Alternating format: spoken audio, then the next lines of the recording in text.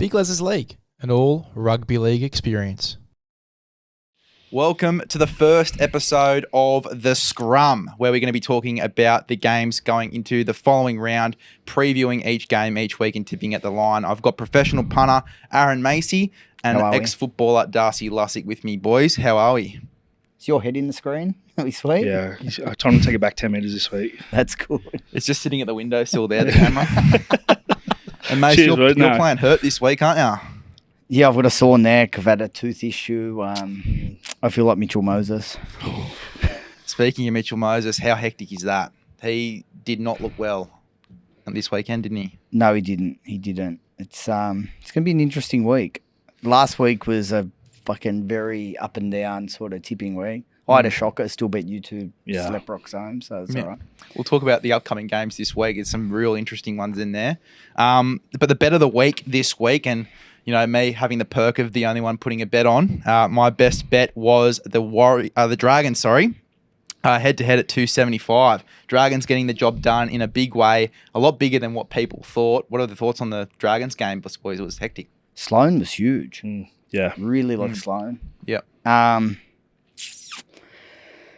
But I don't know how strong that form line's going to be. I know the coach was pretty pumped up, and I still think they're going to be battling to get out of the bottom four. But I do think the coach is a big inclusion. It was good to see them play with a bit of excitement. But yeah, I think we saw probably two of the lower sides battle it out, and they were the better. So do you think it's a fast start with a slow end for the Dragons?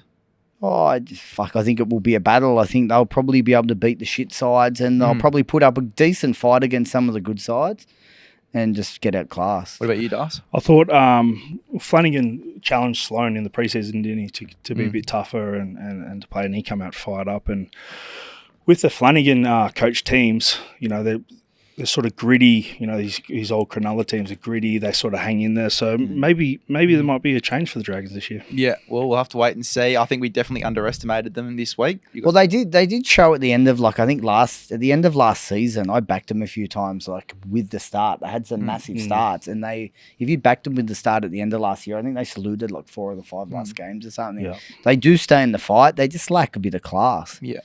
Well, getting a great segue here.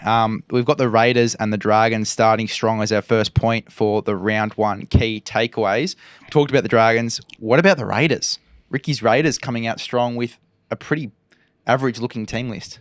Yeah, I think they were written off, weren't they? They lost Whiten, so they were written off. And then I seen in the sheds after that sort of slogan that Ricky put up, and being coached by Ricky before, he loves that us against them mentality. So he would have been drilling into them all preseason. You know, no one's given us a chance, and they come out, and I thought they played pretty good footy. Do you think he's a real good underdog coach? Yes. Yeah. He's very good at getting you up for games. So yeah, I thought they were good. Did you see the sign in the sheds that said "fuck 'em"? Like, it was posted like right up above one of the players. I don't know what you call it, but it was in the Locker. sheds. Yeah, locker. Thanks for saying that, mate. Fuck.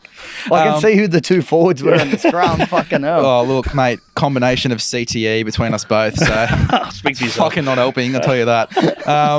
But yeah, no, I mean, they definitely came out with a point to prove for sure as the underdogs.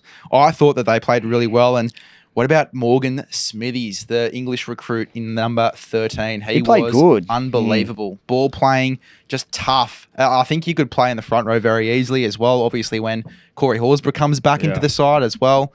Like, it's not a bad looking outfit with, you know, considering the guys that they've got coming back into this side as well. Sticky loves an English forward. He had Bateman. He had what was the other guy? The hooker. Hodgson. Yeah, Hodgson. Do you reckon he goes for that because, like, obviously Canberra's a freezing cold shithole, like England. Yeah. No offence for all our English and Canberra fans, but do you reckon that's why he does go for them? Because they are obviously comfortable in the freezing cold Canberra? Yeah, and he has a habit of finding the good ones, the good tough ones. Yeah. The diamonds in the rough. Yeah, there's been a lot of English that have come out to the NRL and probably failed a little bit, but Sticky seems to find the right ones. So yeah, he certainly does. I'll give him credit for that. Cold, eh? It reminds me of a place starting with the letter T. I don't know. So I know how long have we got? Don't go there, please. Have to lay him down on that couch again. The next point for our takeaways here is the Panthers lacking a bit of direction on last play, poor last tackle options from the Panthers this week. I almost feel like it's a little bit influenced from the new rule with the short kickoffs and the short dropouts as well. They sort of don't want to go for the repeat set just in case the team, kicks it out on the full or less than the 10. And I don't know what's going on with them. It's just not gelling. Like that whole game, you thought they were sticking in, and you're like, they'll get that momentum late and finish off, and they're just not doing it. They were fantastic right up until tackle 5, and then there was just no direction. Nothing. Absolutely Which is really no weird because they've got the best half in the game. Yeah. He should be having, that's his play, that's his direction. What was your thought on that game, Darcy? I thought they were two desperate teams. Like the defense, both saving tries, but yeah, they just lacked a little bit of probably polish, which they're known for. Obviously with Cleary, Luai's first game back from injury, maybe a little bit rusty, but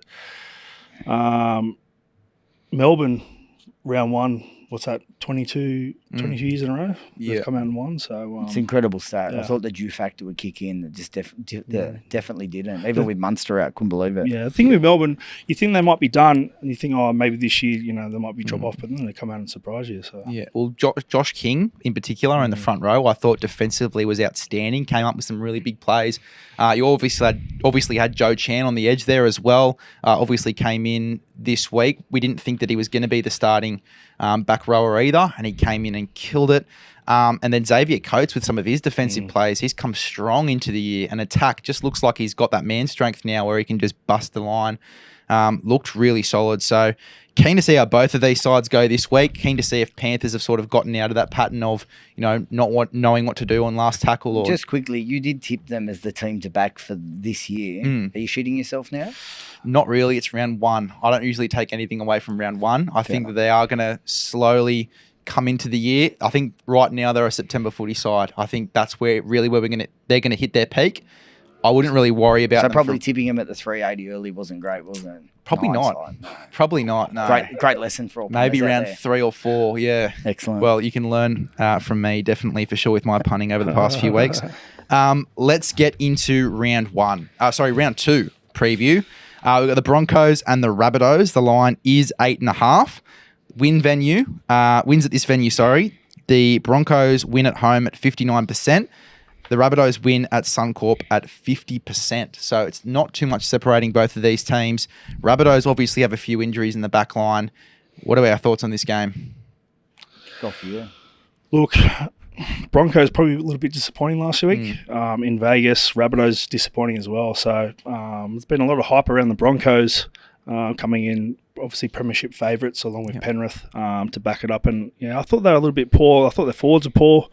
And Rabbitohs, they sort of just faded there against Manly. I think Cody Walker needs to take more responsibility this week along with Ilias and really help out Latrell at the back there. So, there's probably two teams that everyone will be looking at this week to see how they bounce back. I think if anyone's the difference maker, it's going to be Latrell. He looked fantastic in Not Vegas. Ilias? Not Ilias. I don't think it will be Ilias. I think we roasted Ilias enough last week. Leave him alone this week. We'll give him a break. Mate, we'll just let the proof be in the pudding. It's a bit of a scary game. I think 8.5. I think the line's probably pretty close to where it should be. Obviously, there was a little bit of a scare with if Reynolds is fine. Look, I think Broncos are the better side. Was talking to a close friend of mine, I won't label who he is, but did play for South, and he said a big issue with South at the moment is those back three coming off the line when you've got Latrell, who hates touching the footy in his own 50. You got AJ is relatively small, and then you've got Jacob Gagai is also pretty small. So, mate, they're kicking the corners and pressure's building up, mate. It's going to be a lot of work on that forward pack, and I think if we do see that Broncos side put it together like they did at last year, they probably could put a little bit of a cricket score on late. They definitely do have a size advantage, the Broncos, on their edges for sure. I think if the Broncos get any if the Rabbitohs get any momentum, it is going to be through the middle. But then again, you've got another battle there with Payne Haas and Paddy Carrigan. So, I'm going to have to tip with my head here and not my heart. I'm going to go the Broncos in this one. What about you boys? I was confident until you went that way, but no, I'm also sticking with the Broncos. Yeah, I'm with the Broncos as well. All right, let's move on to the next one, the Sharks and the Bulldogs. The line is 9.5. The Sharks win 57% at the venue, Bulldogs 47%. But the Bulldogs, for me, I feel like they come into the game very late. I feel like the Sharks, if they really start well, and, Hines has a bit more of an attacking game than the defensive game he had last week.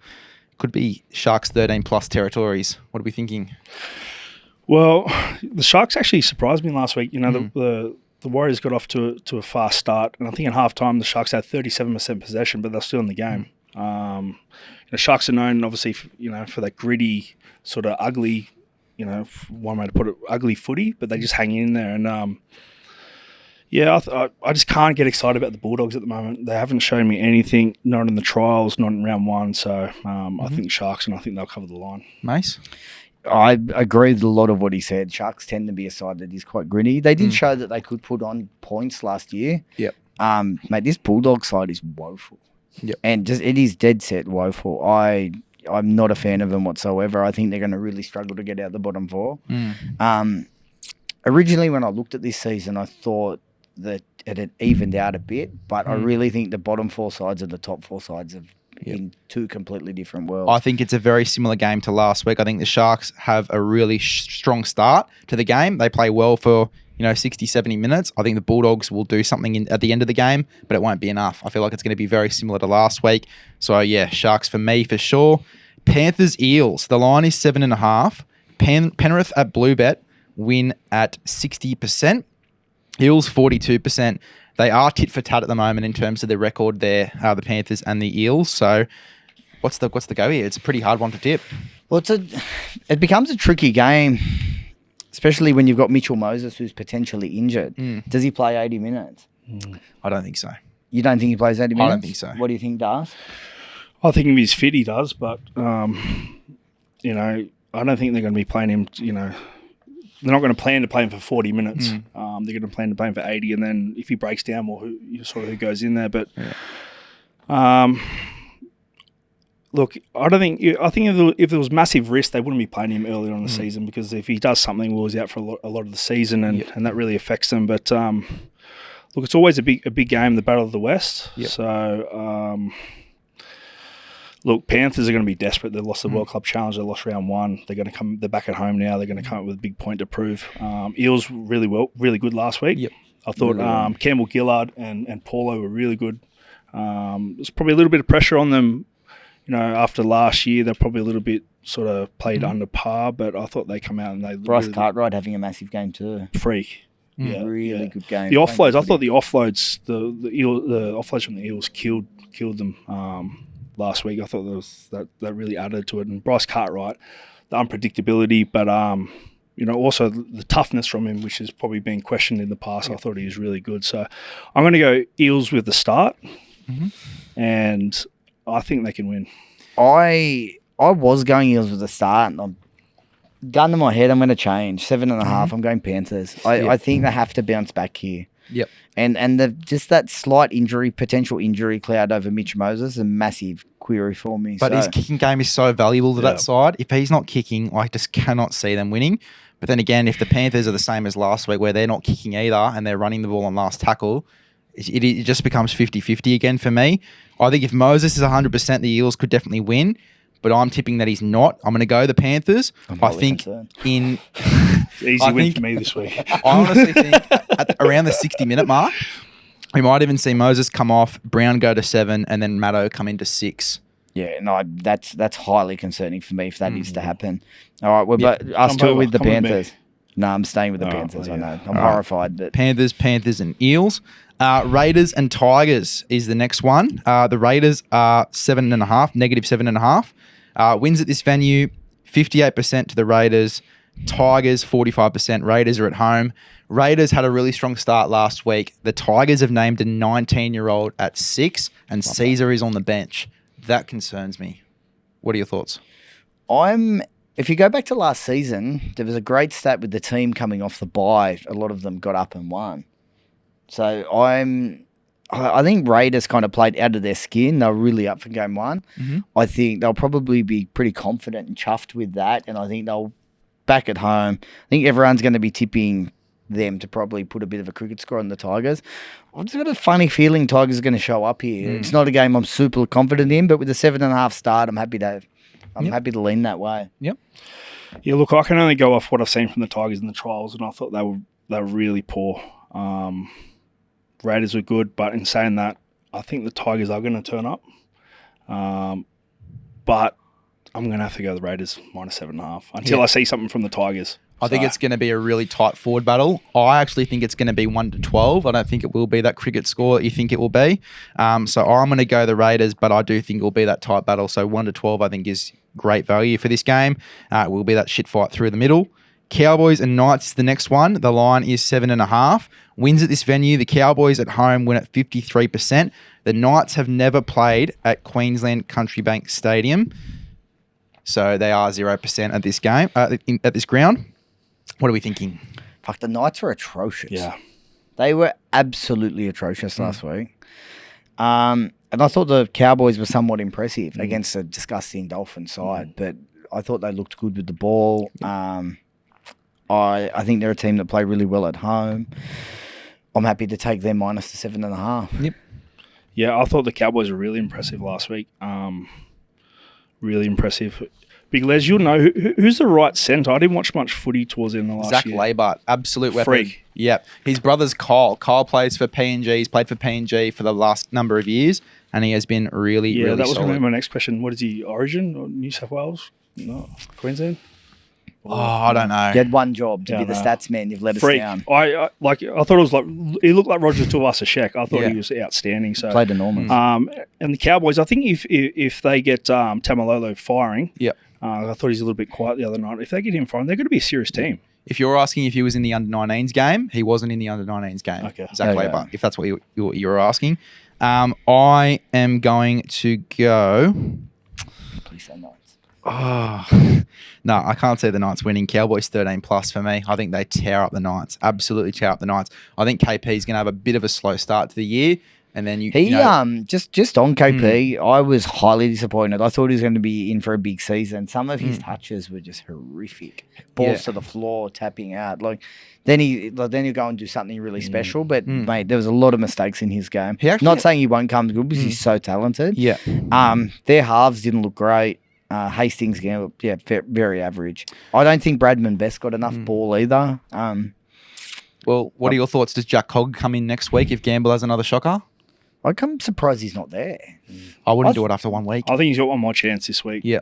You reckon? So, yeah, I reckon. Yeah. But what did they sign him for? To play 14? Surely they didn't buy him to put him at there. I thought he looked good at hooker though. Cogger. But I thought he looked really good when I guess he was playing for the Panthers last year. But I'm surprised he's not there. All right. Storm Warriors. Storm 6.5, -6.5 Warriors plus 6.5 wins at this venue. The Storm win at home 75%. Warriors are 23% at this ground. I think we sort of know what we're going to go for here. I'm going the Wars. Yeah, me too. Okay, that was not what I was expecting. Yeah. I just think they really toughed it out. I thought Panthers were disappointing in that game. I thought it was that they built up for that for round one. Yep. They did it. They got the job done. The Wars were disappointing. They should have closed off that game. They didn't. They looked really good in the first half. I think the Warriors definitely have the side to put enough points against the Storm. And as long as they play good, confident footy, you've just got to, as long as you don't get in that grind with the Storm, I want to see them play that showy footy that I know they can play. Adam Fanua-Blake, get on his back. I reckon the Wars with the start's a bet. Das? Yeah, I agree. I think the Warriors always seem to turn up against the Storm. So, the Panthers played pretty structured against the Storm. I think if the Warriors come out, maybe a couple offloads off the back of Adam. Roger gets a little bit more involved. I think the Warriors can upset them or definitely cover the line. Yeah, look, I'm going to go for Melbourne in this one. Just the record for the Warriors in Melbourne is quite poor. I also think that Pezzett's done a great job at 6 for Munster. We don't know when Munster's going to come back, but I think Pezzett has been outstanding in that number 6 jersey. Look, I know a lot of very smart punters bet on the stats and teams that have stats at the ground, but the Warriors' stats, you're going off last year and this year. They're a completely different side than they were 3 years ago, 4 years ago, 5 years ago. This is a completely different Warriors side. So for me, you have to respect those stats, but I need to tweak them a little bit. I think they can definitely improve here. All right, well, I'm going to go Melbourne. I'll make things interesting. We'll see how we go next week. Manly and the Roosters is going to be an interesting one for me. I think that is going to be the closest game of the round. The line is +2.5 to Manly, -2.5 to the Roosters. Wins at this venue, Manly at home win at 61%, Roosters 37% in Manly. I'll start off. You kick We're off, big man. going to go opposite here, but Sunday Arvo, Brookie Oval, there's nothing better. Honestly, there's nothing better. It's going to be packed. Manly, Turbo, fully fit. Cherry Evans fit. I think Manly going to win. And I think they're going to... Roosters were impressive last week, I'll give you that. They were actually really impressive. But I think Manly just gonna get the edge this week. Nice. I think we'll go back the 2 games in Vegas. I tipped Manly in that game, and I think Manly looked really good, especially late in the game. I think the signing of Luke Brooks could be one of the signings of the whole year. I think that was a far less of a game compared to the Roosters game against the Broncos. I think that was a higher quality game. In saying that, you've got the Seagulls at home, Sunday footy, they're going to have the crowd, they're going to have a lot of things with them. And I think the Roosters were really up for round 1.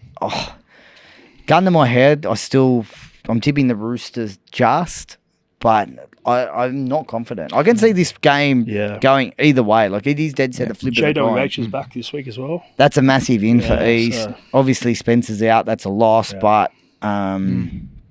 Well, Dom Young's back as well on the wing too, which is mate. massive. Terrell May last last game, he was phenomenal. Su Wong, freak. This Roosters side looks different. I mean, I've backed them at $8 to win the comp, and I think I wouldn't be surprised to see them a lot shorter in a couple of weeks' time. Yeah, I'm the same. I think this game is going to be decided by field goal. If our friends at CrossBet have a market on a 1-point win, you know what I'm talking about, Grant. Get it up there.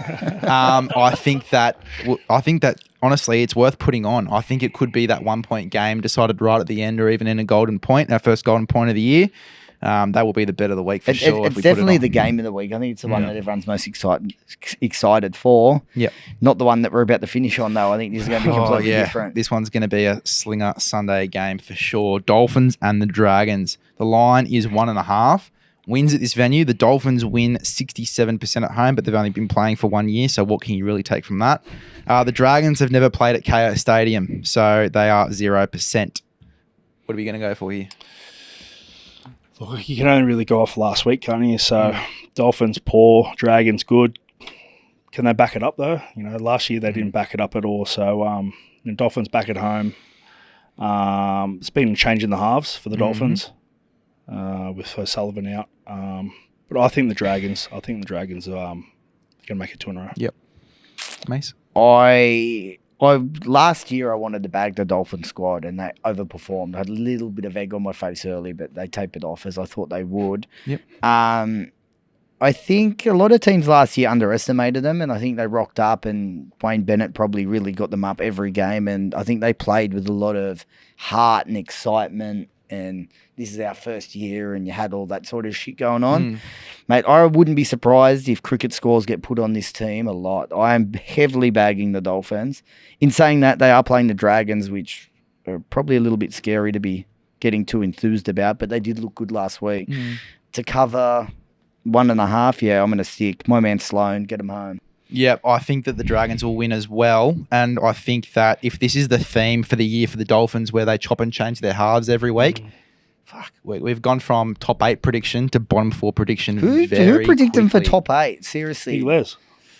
Yeah, CTE, HIA. That's scary, man. Well, look, coming into the year, they had a really good side. They've got a real aging forward pack off the bench. Have they aged since coming at the start of the year? Well, that generally happens after a few days, mate. So you do tend to age, but they've aged quite significantly. They've aged heavily since watching them in round 1. I'll tell you that. Looks like it for sure. But I've got the Dragons here. Luciano Leilua has come back for the Dragons too, which is going to be massive. He's coming off the bench. I think could play in the middle as well, which could be really interesting. It's the first sort of chance we get to see of him playing in the middle, maybe in a roaming lock capacity. I just love it. I love it. I think the Dragons do win. I wouldn't be putting any margin bets on them though. It's a scary game to pick a margin, so I would just go Dragons straight out. let's get into our scrums for the week, our multis. LEZ'S scrum this week. Our best bet is the Manly Seagulls head-to-head. Yep. I've got them at $1.90 to win that game. I've got the Dragons head-to-head at $1.85. I think they get the job done as well, the Dragons. Zach Lomax anytime at $2. And I've got Eli Katoa from the Melbourne Storm to score. He looked fantastic last week. So I think at $3.60, great value to score a try. Das, what's your scrum? I've got Dragons with the -1.5 start, $2. Raiders -7.5, $1.90. I've got Para with a start, 7.5 start, $1.95, and the Broncos to win flat out, paying $1.35, and that's a $10 multi. Yep, my one was 21.20. I didn't mention that before. Mace, what have you got for us? I haven't gone as brave as you guys, but I'm looking to collect. I'm going the Sharks head-to-head. I'm going the... I was going the Eels with the start, but I'm going to change it. I'm going Penrith to cover. Mm-hmm. Yep. And I'm going with the Warriors to get the job done with the start. Very nice, very nice. Well, make sure you come back next week for our show next week. This is going to be a frequent show now, the Scrum, where we preview each and every round and tip at the line. Boys, great to have you back for another week. Thank you, Leslie. Thank you. Thanks. Chances are you're about to lose. For free and confidential support, call the number on screen or visit the website.